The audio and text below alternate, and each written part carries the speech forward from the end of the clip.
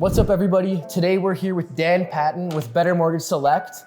Dan's gonna go over some of the latest mortgage changes because there've been a bunch, I feel like, within the last couple of months. Yeah, there's been a couple.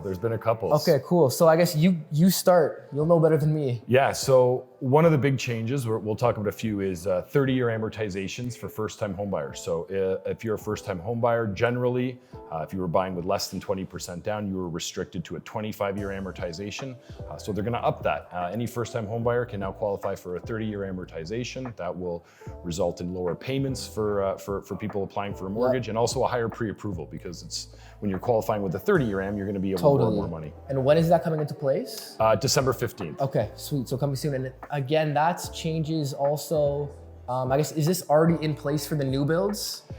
So they're allowing buyers buying new constructions, new construction buildings to qualify on a 30-year am, but this is going to open it up for all resale properties, not just the new construction. I see. So first-time home buyers for all resale, and anyone 30-year amortization is possible for anyone purchasing new builds. Yeah, anybody purchasing new builds. Okay, cool.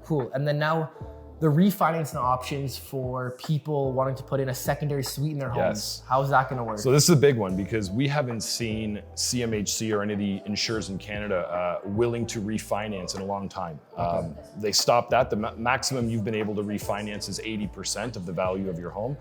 So yeah, they've announced that CMHC is now going to allow buyers and owners of owner-occupied properties to refinance and pull out up to 90% of the value of their home if they used or if they did renovations to their home, converting it to a 2-unit, triplex, fourplex, or adding an ADU to the outside. So garden suites too. Garden suites as well. Yeah, you could pull out up to 90%. Yeah. Okay, cool. And then just financing-wise for garden suites, what are you saying with lending? With banks, has there been more options? Yeah, more and more lenders are coming around. You know, there was some challenges at first with these ADUs. You know, the last couple of years they've become more and more popular. Totally. So there were some challenges with banks and appraisers getting the real value. But yeah, you're definitely seeing more and more lenders come around. You're seeing more and more lenders open to the idea of lending on ADUs, using the full value of the property, comparing it to actual duplexes. Some of the challenges you had before, the banks are starting to do those deals. And I guess that'll continue? Yeah, that'll continue, and hopefully open more doors. You know, it's one of those things where these process starts out slow. Take time. Yeah, and once the banks start to see that the value is there, they open the doors a little bit more. So they say these deals are on exception basis these days, but you're seeing more and more of these exceptions being made. Okay, awesome. That's great to see. And then insured mortgages, I think there was a change there as well.